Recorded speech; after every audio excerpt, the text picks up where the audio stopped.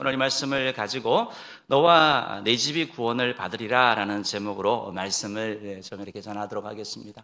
아마 여러분들이 잘 아시는 그런 유명한 얘기가 있습니다. 신발 회사에서 사원 두 사람을 아프리카로 시장 조사를 하러 보냈다라는 얘기를 들어보셨을 것입니다.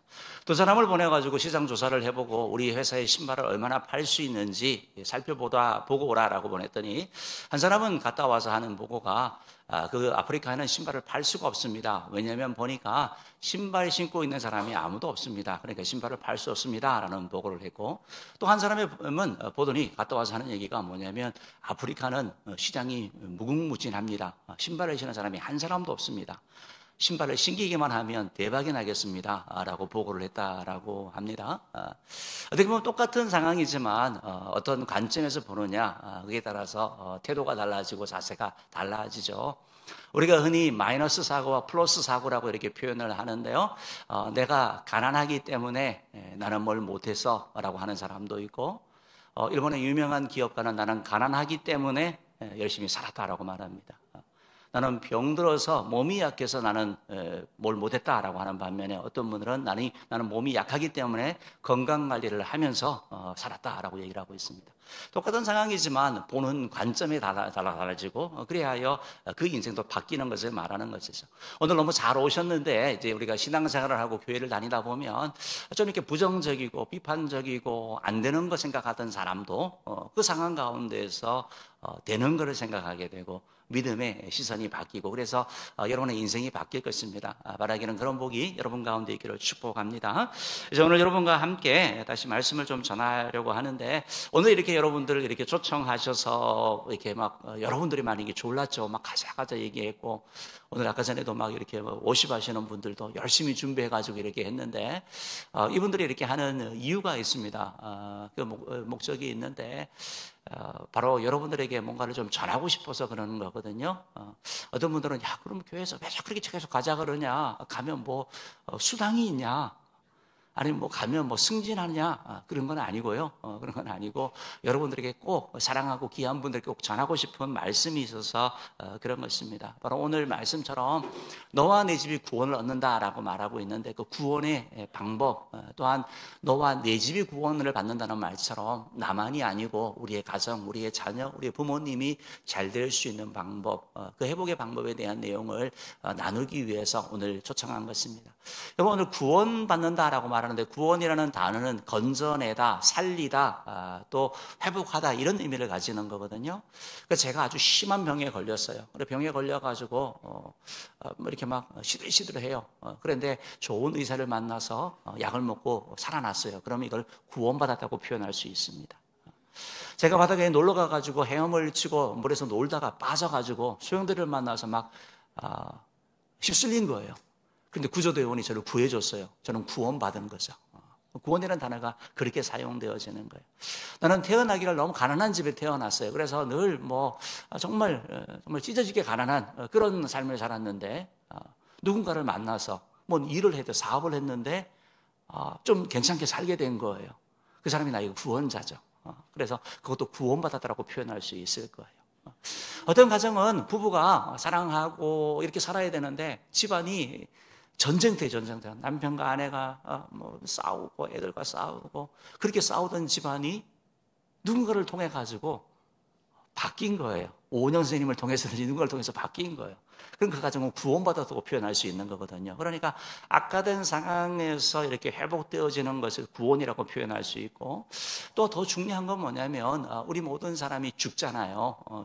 죽어서 지옥 가는데, 지옥 가는 우리가 천국 가게 되는 거, 이게 최고의 구원이거든요. 오늘 오신 분들 가운데 제가 한 얘기뿐만 아니라 여러분 삶 가운데 내 삶에 이런 좀 도움이 필요하고 이런 은혜가 필요하다라는 그런 분이 계시다면, 오늘 제가 하는 또 설교를 또 잘 들으시면서 여러분들에게 주어지는 그 말씀, 하나님의 말씀을 좀 전하면 좋겠습니다. 그래서 구원을 받으려면 뭘 알아야 되냐면, 제일 첫 번째로 하나님의 존재를 알아야 돼요. 하나님은 영으로 계세요. 하나님은 스스로 계시는 분이에요. 그리고 하나님은 어떤 분이냐? 천지 만물을 창조하신 창조주 하나님이 계셔요. 거예요. 우리 눈에 보이지 않지만 하나님이 계시다라는 것을 여러분 기억하셔야 돼요. 여러분, 신에 대하여 흔히 세 가지 입장을 취합니다. 한 가지는 신은 없다. 무신론자죠. 무신론. 신이 어디 있어? 신이 없어. 무신론자들이 있습니다. 이에 반해서 유신론자라고 하는 것은 신이 있다라고 얘기를 하는 것이죠. 그 유신론자라고 표현하고, 또 하나는 불가지론이라 그래가지고 신이 있는지 없는지 내가 어떻게 알아? 죽어봐야지 알지 하는 불가지론이 있습니다. 그런데 성경에서는 우리에게 하나님이 계시다, 신이 있다, 그 신이 바로 하나님이라는 것을 말씀하고 있는 것입니다. 그러면서 그 하나님에 대한 걸 말씀하고 있는데, 아니 하나님이 계시면 뭔가를 보여줘야지, 왜 하나님이 계시다는데 내가 하나님 보지도 못하고 하나님을 느끼지도 못하냐, 본 적이 없는데 무슨 소리냐라고 얘기하는 분이 계실 것입니다. 그런데 여러분, 하나님이 계시는데 하나님은 어떻게 계시면, 하나님은 영이다라고 말하고, 하나님은 영이시니라고 말하면서 하나님은 영으로 존재한다라는 거예요. 영으로 존재한다라는 말이 무슨 말이냐면, 영이라는 것은 영원히 존재한다라는 거거든요. 영은 끊어지지 아니고 계속 존재한다는 그런 의미가 있고, 또 하나는 영은 눈으로 보이는 존재가 아니에요. 눈으로 보이면 그것은 영이 아니에요. 물체가 되는 거예요. 그래서 하나님이 영이다라고 얘기를 할 때 그 하나님은 보이지 않는 존재로 존재하는 거예요.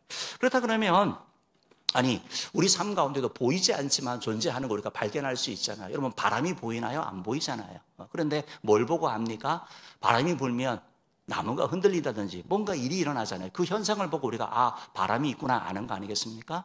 여러분, 전류가 눈에 보입니까? 안 보이죠. 그렇지만 전류가 흐르니까 지금 마이크가 작동이 되는 거고, 전류가 안 흐른다고 전선에 내 손을 갖다 대면 감전이 일어나게 되는 거죠. 그래서 이런 현상을 통해서 우리가 전류가 보이지 않지만 있다라는 걸 아는 것처럼, 여러분, 이 땅에 있는 이 모든 것들을 바라봤을 때 과연 이게 저절로 있었을까라고 생각을 해보게 되는 것이죠. 여러분, 오늘 지금 제가 하고 있는 이 마이크라든지 아니면 뭐 종이라든지 컵이라든지 이거 다 만든 사람이 있고 만들어진 공장이 있죠. 저절로 있지는 않습니다. 누군가가 만든 것을 얘기를 하는 거죠. 그렇다 그러면 하늘과 땅, 나무, 사람, 이 모든 것들이 저절로 있었을까? 성경은 뭐라고 말씀하면 하나님이 창조하셨다고 말씀하고 있는 거예요. 우리 PPT 한번 좀 보여주시면 알겠는데요. 여러분, 저 우주잖아요. 우주에 얼마나 많은 그런 행성이 있고 얼마나 아름답습니까? 그런데 저게 저절로 생겼을까? 성경은 아니다라고 말씀하고 있는 거죠. 다음 사진 한번 좀 볼까요? 역시 아름답죠.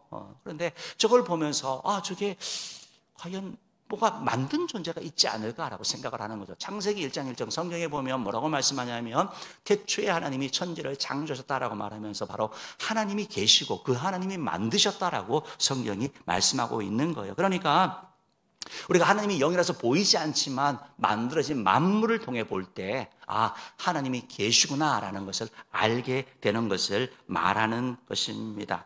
여러분, 하나님이 계시는 거, 하나님이 만드시지 않으면 저절로 있는 거잖아요. 저절로 있는 것은 변하는 거잖아요. 오랜 세월이 지나면서요.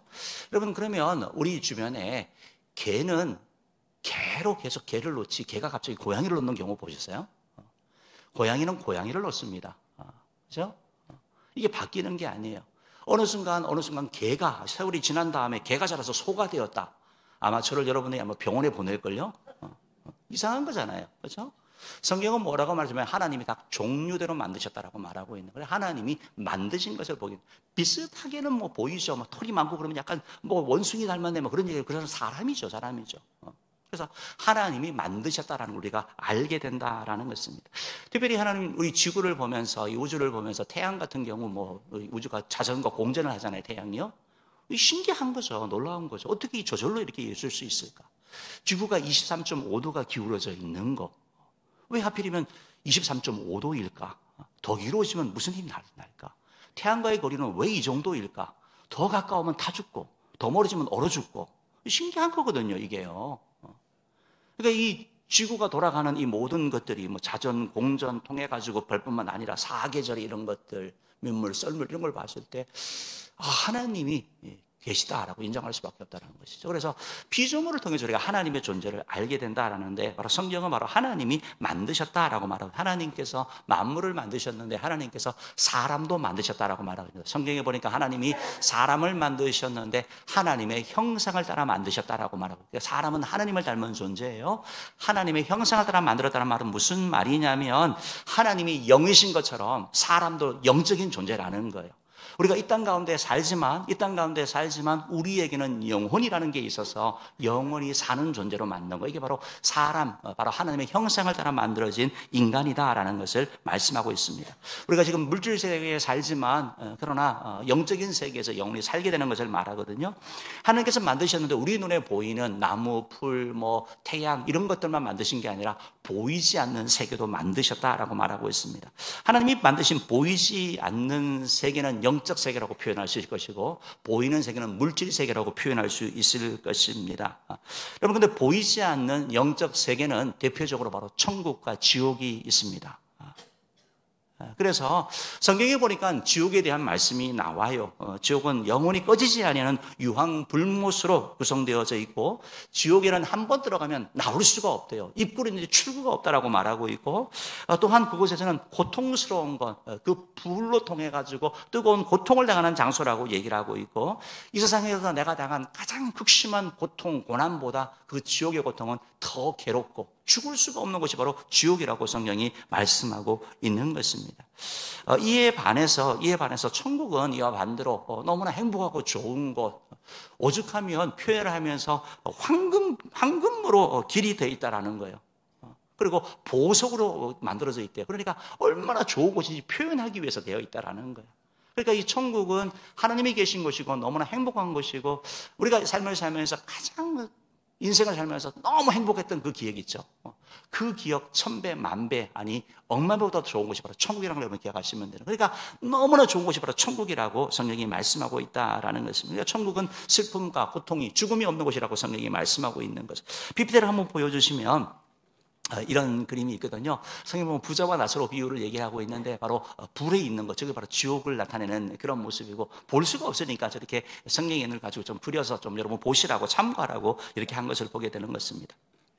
그런데 여러분, 하나님이 천지 만물을 만드시고 또 보이지 않는 영적 세계, 천국과 지옥도 만드시고 우리 사람도 만드셨잖아요. 그런데 사람은 히브리서 9장 20절 말씀이 하니까 이 땅 가운데 물질 세계 계속 살아가지 않아 죽게 된다고 말하고 있습니다. 우리 같이 한번 읽어봅시다. 시작.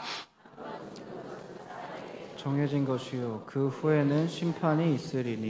그러니까 이 말씀처럼 우리가 언젠가 죽게 되면 그 다음에 심판을 받는데요. 뭐가 심판을 받는 거예요? 우리의 영혼이 심판을 받는 걸 말하고 있는 거거든요.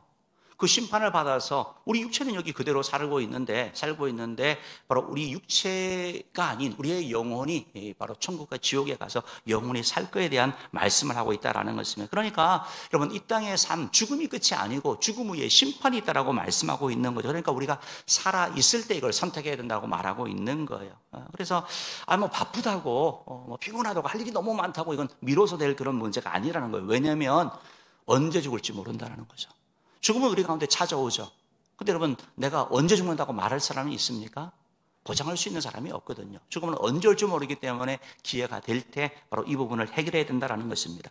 아이고, 천국과 지옥이 어디 있어? 라고 한다 하더라도, 내가 아무리 부인한다 하더라도, 여러분, 천국과 지옥은 있는 거예요. 내가 너무 바빠서 내가 못됐습니다. 그건 핑계가 되지 못하는 것을 보게 되는 것입니다. 한 번 죽는 사람에게 정해진 것이 후에 심판이 있다는 것은 이 땅을 살아가는 모든 사람에게 예외 없는 사실이라는 것입니다. 여러분 기억하시고 하나님은 존재하시고 하나님은 영으로 계시고 하나님은 천지 만물을 창조하신 분이고 그리고 하나님은 사람도 만드셨고 보이지 않는 영적 세계 천국과 지옥도 만드셨다는 것을 기억하셔야 됩니다.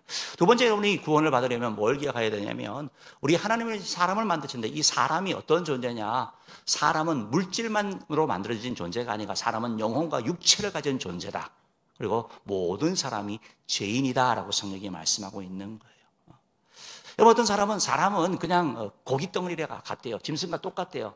그래서 죽으면 끝난다고 얘기를 해요. 그렇지만 성경은 뭐라고 말씀하면 사람은 영혼과 육체를 가진 존재라고 말하고 있는 거예요. PPT를 한번 좀 보여주시면 좋겠는데요. 이걸 우리가 표현할 수가 없잖아요. 영은 보이지 않는 것이니까. 그래서 도표를 나타낸다면 우리 제일 깊은 곳에 영이 있어서 하나님과의 관계를 하는 것이고 혼이라고 얘기를 한다 하면 정신적인 것, 어떤 감정적인 것 이런 부분이라고 볼 수 있고 우리의 몸은 그냥 우리의 몸, 육체를 얘기를 하는 거예요. 그래서 영혼, 몸이 우리 가운데 있는 것을 보게 되고 영혼과 몸이 우리 있다는 걸 여러분 기억하셔야 됩니다. 다음 사진 보여주시면 아마 조금 더 나을 수도 있나요? 여러분 사람이 홍길동이라는 사람이 7살이었잖아요. 그리고 14살이 되었어요. 세포는 우리 가운데 계속 나오게 되는 거죠. 그러니까 이전 세포는 없는 거예요. 그러면 7세와 14세는 외형도 달라지고요. 계속 바뀌는 거예요. 근데 저 사람이 동일한 홍길동이라고 얘기할 수 있는 근거가 뭐예요? 왜 그 사람은 홍길동이 되는 거예요? 영혼 때문에 그러는 거예요. 변치 않는 그 영혼, 그 사람의 속에 있는 핵심. 그렇기 때문에 그 사람은 동일한 인물이 된다라는 거예요. 다음 사진 보여주시면 아마 이렇게 표현될 것 같은데요. 우리가 이제 저게 그냥 그렇게 그런 거거든요. 우리가 사람이 세상을 떠나면 뭐라고 표현해요? 돌아가셨다라고 얘기를 하죠. 뭐가 돌아가는 거예요? 몸은 그대로 있는데. 그렇잖아요. 숨만 끊어졌잖아요. 근데 왜 돌아가셨다고 얘기를 하냐고요. 영혼의 수요자인 하나님께로 돌아가는 걸 얘기를 하는 거예요. 몸은 그대로 있지만 우리의 영혼이 하나님께 돌아가는 것, 이걸 바로 죽음이라고 얘기를 하고 있고, 저 영혼이 가서 하나님의 심판 앞에 선다라고 성경이 우리들에게 말씀하고 있다라는 것입니다. 그런데 사람에 대하여 성경이 뭐라고 말씀하면 로마서 3장 23절 말씀 보니까 이렇게 표현되어져 있는데요. 모든 사람이 죄를 범하였다라는 말처럼 모든 사람이 죄인이래요. 이 땅을 살아가는 모든 사람이 죄인이라고 얘기를 하고 있습니다. 그러니까 이 땅을 태어날 때부터 사람은 죄를 가지고 태어나고, 그래서 죄인으로 살다가 죄 짓는다라는 것을 말하고 있다라는 것입니다. 도대체 죄가 뭐기 때문에 죄인이라고 얘기를 하고 있습니까? 죄라는 것은 죄에 대한 개념이나 기준이 사람마다 다르잖아요. 그리고 나라마다 다른 거 여러분 아시죠? 시대마다 다른 거예요. 우리나라에서는 죄가 아닌데 미국에 가면 죄가 되기도 합니다. 미국에서는 죄가 아닌데 우리나라에서는 죄가 되기도 하고요. 이게 시대마다 다른 거예요. 그리고 나라마다 다르다는 걸 보게 되는데요. 또한 세상에서 말하는 죄와 성경이 말하는 죄가 달라요. 그럼 성경에서 뭐를 죄라고 하냐? 그러면 성경에서 제일 큰 것은 바로 하나님을 믿지 않는 것이 제일 큰 죄라고, 하나님을 떠나 있는 것. 즉 자녀가 자기 아버지 부모를 외면하고 떠나는 것, 부인하는 것, 이게 큰 죄잖아요. 하나님께서는 하나님을 떠나 있는 것이 큰 죄라고 말하고 있고, 또 하나는 바로 하나님의 말씀에 불순종하는 것, 하나님의 말씀이 하라고 하는 거 하지 않는 것, 또 하지 말라 그러는 거 하는 것, 하는 데 있어서 대충 하는 것, 이런 모든 것들이 다 죄라고 얘기를 하고 있는 거예요. 심지어 뭐라고 말씀하고 있냐면, 여러분 우리가 속으로 어떤 연예인을 보고 이렇게 좀 생각할 수도 있잖아요. 그런데 예수님 뭐라고 하냐면, 여자를 보고 음욕을 품는 자마다 간음했다, 죄라고 말하고 있는 거예요. 그러니까 세상 기준과 다르죠. 그러니까 내가 속으로 생각하고 속으로 말하고 하는 이것도 다 죄라고 말씀하니까 모든 사람이 죄인으로 쓸 수밖에 없는 것이 바로 성경의 가르침이다라는 것이죠. 여러분 우리 모두는 이 땅에 태어날 때 원죄와 자범죄를 가지고 이 땅을 태어나게 됩니다. 태어날 때부터 가지고 오는 죄를 바로 원죄라고 표현하고 있는데요. 우리 인류의 조상이 바로 아담이거든요. 아담의 후손은 다 원죄를 가지고 태어나게 되는 거예요. 여러분 한 나무에 가지가 수백 가지 있다 그래도 한 나무가 되는 거 아니겠습니까? 같은 나무 아닙니까? 마찬가지로 아담 한 사람을 통하여 인류가 생성됐기 때문에 모든 사람이 죄인이라는 걸 보게 되는 거예요. 여러분 자녀가 부모를 닮고 싶어서 닮습니까? 아니면 닮게 태어납니까? 닮게 태어나죠.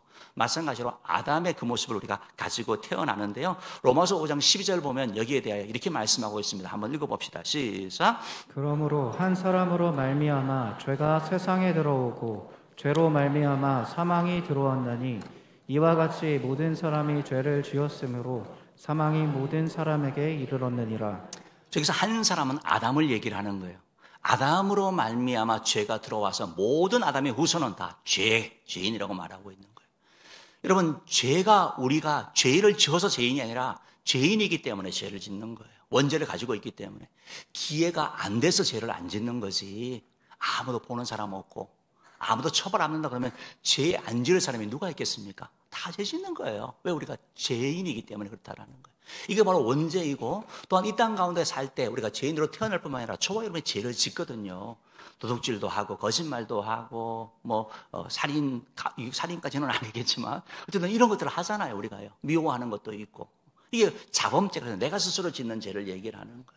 그래서 우리가 이 땅을 살면서 하나님 기준으로 얼마나 많은 죄를 짓는지 모릅니다. 그래서 우리 모두가 이런 죄를 가지고 이렇게 살아가는데, 죄의 심각한 거는 뭐냐면 여러분 죄는 짓기는 너무 쉬워요. 죄 짓는 건 너무 쉬워요. 그런데 죄를 해결하기가 너무 어렵다라는 거예요.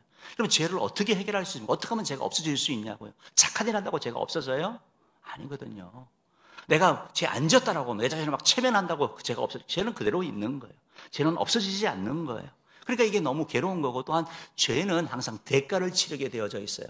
로마서 6장 23절 말씀 보면 죄의 싹은 사망이다 라고 말해요. 죄는 결과를 요구하는 거예요. 죄는 대가를 치러야 되는 거예요. 이 대가는요, 이 땅 가운데 살 때 죄로 말미암아 갈등이 생기고 미움이 생기고 싸움이 나타나고 여러 가지 삶에 문제가 생기는 거예요. 때로는 병이 죄로 말미암아 오기도 해요. 영적인 눌림도 오는 것이고 가정에 계속 불화가, 그것이 바로 죄로 말미암아 생기는 경우도 있는 거예요. 누군가가 계속 너무 미운 거예요. 특별한 거 없는데. 여러분, 이게 죄와 관련되는 경우들이 있다라는 거예요. 그래서 죄가 이 땅의 삶, 우리 삶의 영적으로 육적으로 모든 삶을 파괴하는 그런 것을 가지고 이 땅에서 삶만이 아니고 죄는요, 죽음 이후의 삶도 우리를 파괴하는, 죄에서는 사망이라는 말처럼 고통받다가 결국 죽는 것이고, 죽음 이후에 아까 전에 한 번 죽는 사람에게 정해지고 후에 심판이 있다는 말씀처럼 죽음 이후에도 죄값을 치러야 되거든요. 왜냐하면 이 땅에서 죄값을 다 못 갚기 때문에.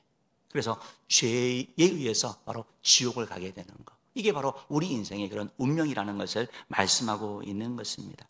여러분, 우리 모든 사람이 죄인인데 죄인의 마지막은 종착역이 바로 지옥이라고 하고 있는 거예요. 여러분, 아마 여러분들은 그렇게 생각할 거예요. 아유, 나는 그래도 양심적으로 살고 내가 도덕적으로 살고 내가 그래도 깨끗하고 남들 보기에 손가락질 안 받고 존경받는 그런 삶을 사는데 목사님 무슨 말이에요? 라고 말할 수 있을 거예요. 아마 여러분 이런 생각을 해보면 좋을 것 같아요. 죄는 조금이라도 됐으면 지옥을 가야 되거든요.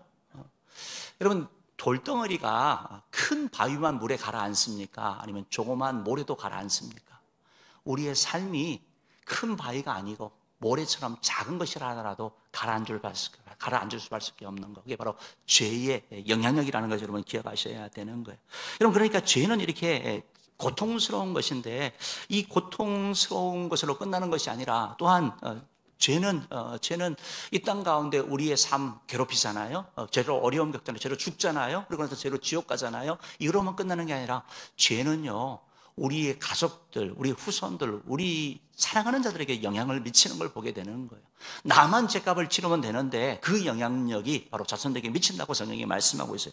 출애굽기 20장 5절부터 6절 말씀만 읽어보겠습니다. 시작. 그것들에게 절하지 말며 그것들을 섬기지 말라. 나 내 하나님 여호와는 질투하는 하나님인즉 나를 미워하는 자의 죄를 갚되 아버지로부터 아들에게로 3, 4대까지 이르게 하거니와 나를 사랑하고 내 계명을 지키는 자에게는 1000대까지 은혜를 베푸느니라. 특별히 우상 숭배에 대한 얘기를 하거든요. 절하지 말라는 거예요. 우상을 숭배하게 되면 그 영향력이, 그 피해가 우리 자손들까지 3, 4대까지 망한다고 성경이 말씀하고 있는 거예요. 그러니까 이게 죄라는 것이 얼마나 무서운지 여러분 기억하셔야 되는 거예요. 여러분, 죄라는 것은 해결이 안 된다고 그랬잖아요. 우리 힘으로 해결할 수 없다니까요. 착한 일도 안 되고 뭐 돈을 쓰는 것도 아니고 공부를 해도 이 죄는 해결되지 않는데, 그러니까 우리가 절망스러운 거죠. 그런데 하나님께서는 사랑의 하나님이신데 바로 이 사랑의 하나님께서 이런 우리를 불쌍히 여기셔서 바로 죄를 해결할 수 있는 방법을 내셨다는 걸 기억하셔야 되는 거예요. 그것이 바로 세 번째인데요, 우리의 죄를 해결하기 위해서 예수님께서 십자가에 대신 죽어주신 거예요. 이게 바로 하나님이 내신 구원의 방법이라는 거예요. 우리의 죄를 해결하기 위해서, 죄의 문제를 해결하기 위해서, 우리 삶의 근본적인 문제의 뿌리인 죄를 해결하기 위해서 예수님께서 십자가에 죽으셨다라고 성경이 말씀하고 있는 것입니다. 이 세상에는 죄를 해결하지 못하니까 바로 하나님께서 바로 구원의 길을 내신 것을 말하는 거예요. 그래서 요한복음 3장 16절 말씀을 보면 하나님이 세상을 이처럼 사랑하사 저와 여러분 엄청 사랑해가지고 바로 독생자 예수님을 주셨다라는 거예요. 그래서 예수님이 인간의 몸을 입고 이 땅에 오셔가지고 죄의 삭은 사망인데 내가 죽어야 되는데 예수님이 내 죄를, 내 허물을 대신 지고 십자가에 죽으신 것을 말씀하고 있는 거예요. 이게 바로 하나님이 내신 놀라운 구원의 방법을 말씀하고 있거든요. 구약에는 대속제도라는 게 있었어요. 내가 죄를 지으면 대신 양이나 소에게 안수를 해가지고 대신 죽이는 거예요. 내가 죽어야 되는데 대신 짐승이 죽는 거예요. 그리고 대신 죽는 양이나 소를 향하여 대속물이라 그래요. 대속물. 근데 여러분, 예수님께서 이 땅에 오셨을 때 세례 요한이 예수님을 보면서 뭐라고 그랬냐면 세상 죄를 지고 가는 하나님의 어린 양이다라고 표현했어요. 예수님을 보고요. 그러니까 예수님께서 바로 저와 여러분의 모든 죄를 대신 지시고 이 땅에 죽으러 오신 대속물이라고 말하고 있는 거예요.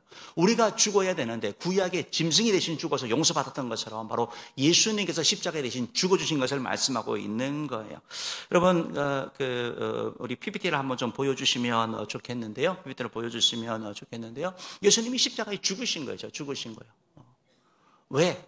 바로 저와 여러분을 대신해서 죽으셨다라고 말하고 있는 거예요. 그래서 예수님께서 십자가에 죽으시면서 마지막 하신 말씀이 바로 테텔레스타이, 다 갚았다라는, 뭘 다 갚았다는, 다 청산했다라는 거예요. 죄값을 다 청산했다라는 거예요. 그래서 피 흘려 죽으신 것을 말씀하고 있는 겁니다. 그래서 예수님이 저렇게 하셨는데 예수님의 저 죽음이 바로 우리를 위한 죽음이라고 성경이 말씀하고 있는 거예요. 구약 성경 이사야 53장 5절 말씀 한번 읽어봅시다. 시작. 그가 찔림은 우리의 허물 때문이요 그가 상함은 우리의 죄악 때문이라. 그가 징계를 받음으로 우리는 평화를 누리고 그가 채찍에 맞음으로 우리는 나음을 받았도다. 여러분 이해가 되시죠? 그러니까 예수님이 십자가에 죽은 게 보니까 구약에 있는 대속물처럼 죄가 우리 힘으로 해결하지 못하니까 하나님께서 예수님을 대성에 보내가지고 우리 죄를 대신 지시고 우리의 허물 때문에, 우리 죄악 때문에 예수님이 대신 죽으셨다고 성경이 말씀하고 있는 거거든요. 이게 예수님이 탄생하기 700년 전에 된 예언이라고요. 그러니까 예수님이 죽으신 것이 바로 우리의 죄와 허물을 위해서 죽으셨다고 말씀하고 있고, 죄와 허물로 죽으시고 우리에게 뭐예요? 용서를 해주는 거예요. 죄로 말미암아 징계를 받는 것, 죄를 말미암아 아픔을 당하는 데 주님께서 나음을 주신다고 말씀하고 있고, 6절 말씀 보면 이렇게 말씀하고 있죠. 읽어봅시다. 시작. 우리는 다 양 같아서 그릇 행하여 각기 제 길로 갔거늘 여호와께서는 우리 모두의 죄악을 그에게 담당시키셨도다. 그러니까 우리가 받아야 될 죄를 예수님께 해서 예수님이 죽으신 거, 내가 받아야 될 벌을 바로 예수님이 대신 지시고 죽으신 것을 말씀하고 있는 거죠. 그러니까 예수님께서는 살려주는 영으로 이 땅 가운데 오셔서 바로 저와 여러분을 대신 지고 십자가에 죽으심으로 말미암아 바로 죄값을 치러 주셔서 바로 우리의 구원자가 되신 것을 말씀하는 거죠. 예수님은 죽으셨다가 부활하심으로 말미암아 예수님의 죽음이 바로 우리의 구원을 위한 죽음인 것을 말씀하고 있고, 예수님이 바로 하나님인 걸 말씀하고 있고, 바로 예수님이 우리의 유언한 구원자인 것을 말씀하고 있는 것이죠. 그러니까 여러분, 예수님은 4대 성인 가운데 한 분이 아니라 이 땅에 태어남이 아니라 하늘로부터 오신 분, 우리를 위한 대속 제물이라고 성경이 말씀하고 있는 것입니다. 네 번째, 구원을 받으려면 그러면 어떻게 하느냐? 바로 첫 번째, 하나님 우리를 창조하셨고 우리는 다 죄인이었고요. 그런데 우리 죄가 해결하지 못하는데 바로 죄를 위해 예수님이 죽으셨고, 하나님은 뭐냐면 회개하고 예수를 믿으면 구원받는다라는 거예요. 구원을 받는 방법이 뭐냐면 예수를 믿으면 구원받는다는 거예요. 오늘 여러분 우리가 성경 말씀 읽지 않았습니까? 주 예수를 믿으라. 그러면 너와 내 집이 구원을 얻는다라는 거예요. 여러분, 이것이 하나님이 얼마나 사랑이 많으시고 긍휼이 많으신 분인지 여러분 기억하셔야 되는 거예요. 여러분, 하나님께서 구원의 길을 내셨어요. 예수님 십자가에 죽으셨어요. 그런데 하나님이 어떻게 구원을 받느냐? 공부를 잘해야 구원받는데요. 다 서울대학교 다 실력이 되면 구원받는데요. 아니면 돈이 많아야 구원받는데요. 돈이 막 몇십억 있어야지 구원받는데요. 아니면 막 몸이 막 엄청 건강하든지 막 인기가 있으면 구원받는데요. 여러분, 그러면 구원받을 사람이 얼마나 되겠습니까? 하나님은 믿으면 구원받는다고 말씀하고 있는 거거든요. 여러분, 만약에 구원의 길을 내셨는데 그 구원의 조건이 너무 까다로워요. 그럼 오히려 더 절망스러운 거죠. 절로 가면 죄 용서 받고 살 수가 있는데 안 되는 거잖아요. 근데 하나님은 뭐라고 말씀하면 믿으면 구원받는다. 이게 바로 하나님의 가르침이다라는 것입니다. 우리 사도행전 16장 31절 말씀 한번 읽어볼게요. 시작. 이르되 주 예수를 믿으라. 그리하면 너와 내 집이 구원을 받으리라 하고. 믿으면 구원받는다. 여러분, 이게 복음이라는 거예요. 예수님을 믿으라고 말씀하고 있는 거예요. 예수를 믿으면 구원받는다고 말씀하고 있는 거예요. 그러니까 여러분, 이게 얼마나 놀라운 은혜인지 몰라요. 구원받기 위해서 우리 보고 수행을 해라, 고행을 해라, 뭐 선행을 해라, 봉사를 해라는 게 아니고 믿으래요. 하나님이 다 마련해 주셨는데 그 예수를 아멘으로 받으라고 말하고 있는 거예요. 예수님이 나를 위해서는 하나님의 아들이시고 나를 위해 십자가에 죽으시고 부활하신 나의 주님이다라고, 주님이라고 고백을 하는 거예요. 예수님이 그리스도라는 것을 고백을 하고 믿을 때 주님께서 구원받는다라고 말씀하고 있는 거예요. 예수를 믿게 되면, 구원받게 되면 어떤 일이 일어나냐면 여러분, 히브리서 10장 17절 말씀 한번 읽어볼게요. 시작.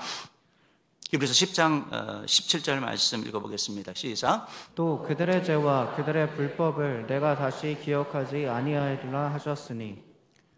기억하지 아니한대요. 죄 용서해 주시는 거예요. 예수님 앞에 가면요. 예수를 믿으면 예수님이 갚아주셨으니까. 여러분, 죄책감에 시달리는 분들 계시죠? 과거에 지은 죄 때문에. 근데 여러분, 예수님 앞에 나오면, 예수를 믿게 되면 주 예수를 믿으면 구원받게 되는 거예요. 그 죄책감으로부터, 과거의 죄로부터 구원받는 은혜가 우리 가운데 임한다라고 말씀하고 있는 거예요. 예수를 믿으면 우리 마음 가운데 기쁨이, 평화가 넘치게 됩니다. 예수를 믿을 때 하나님의 은혜가 우리 가운데 막 쏟아지는 것을 우리가 경험하게 되는 거예요. 예수를 믿을 때 주님께서 말할 수 없는 은총을 우리 가운데 부어주시는 거죠. 우리의 삶이 바뀌는 거죠. 우리의 신분이 바뀌고 우리 하나님의 자녀가 되는 거, 천국 가는 그런 존재가 되는 거 아니겠습니까? 신명기 28장 1절 말씀 보면 이런 말씀이 있어요. 한번 읽어볼게요. 시작. 내가 내 하나님 여호와의 말씀을 삼가 듣고 내가 오늘 내게 명령하는 그의 모든 명령을 지켜 행하면 내 하나님 여호와께서 너를 세계 모든 민족 위에 뛰어나게 하실 것이라. 원래 보잘것 없는데 이제 예수 믿고 하나님 앞에 나가면 뛰어난 사람으로 만들어준대요. 잘 되는 인생이 되게 해준대요. 변해되는 인생이 되게 해준대요. 이게 하나님이 한 약속이라는 거예요. 그러니까 여러분, 누구에게 그럼 이런 선물을 주시느냐? 오늘 주 예수를 믿으라라고 말씀하고 있거든요. 근데 여러분, 믿기가 쉽지가 않다라는 거예요. PPT 한번 좀 보여주시면 좋겠습니다. 이분은 이제 연세대학교 물리학 교수님인 임성일 교수님이에요. 이분이 교회를 도움받으러 갔거든요. 미국에서 UC 버클리를 유학을 가가지고 교회 가면 뭐 밥도 주고 차도 소개해주고 여러 가지 생활에 많이 도움을 이렇게 많이 얻었는데, 교회를 가서 이제 뭐 괜찮았는데 걸리는 게 부활이라는 게 좀 안 걸리는 거예요. 자기는 물리학자고 과학자인데 어떻게 사람이 죽었다가 다시 사냐고. 이거는 도저히 못 믿겠다라는 거예요. 그래서 교회를 그만 갈까, 믿지도 않으면서 계속 다니는 자신이 또 그래서 고민을 하다가 어느 날 UC 버클리에 있는 도서관에서 그러면 나 같은 사람이 있지 않겠나 싶어가지고 부활을 못 믿은 사람들의 책을 찾기 시작한 거예요.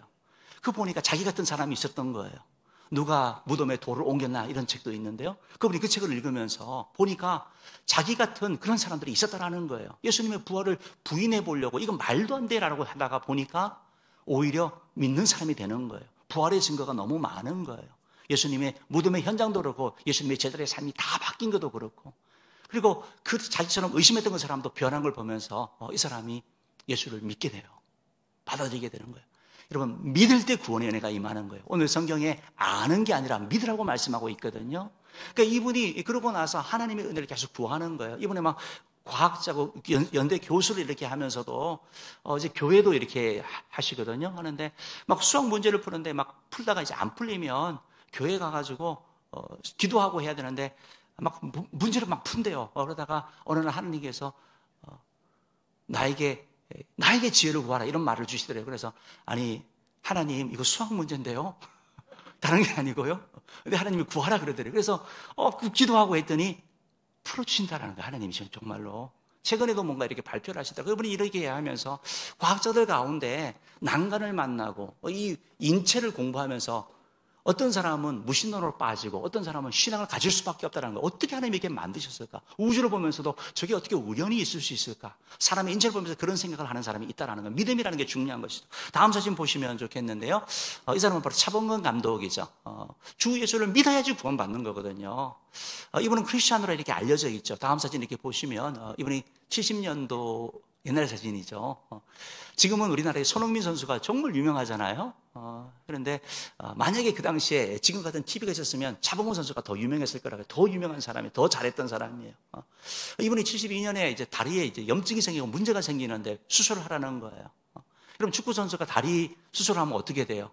보상이 안 되잖아요. 그 문제를 가지고 기도원을 간 거예요. 기도하는 가운데 하나님이 고쳐주신 거예요. 믿는다라고 고백을 했을 때. 하늘산 기도원에서 기도하는데 체험을 하는 거예요. 성령의 체험을 하고 고침을 받은 거예요. 그리고 나서 계속 축구선수로 뛴 거예요. 그러니까 이분은 신실한 크리스천이 될 수밖에 없었던 것이죠. 오늘 다시 한번 말씀하는데요.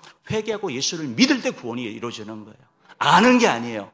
예수를 믿는 게 뭐냐? 내가 죄인인 것을 고백하고 예수님을 영접하는 걸 말하는 거예요. 내가 예수를 믿겠다고 다짐할 때 예수님께서 우리 삶 가운데 오셔서 우리 삶에 변화를 주신다라는 것입니다. 결단하는 시간을 가지도록 하겠는데요. 오늘 귀한 분들 참 잘 오셨습니다.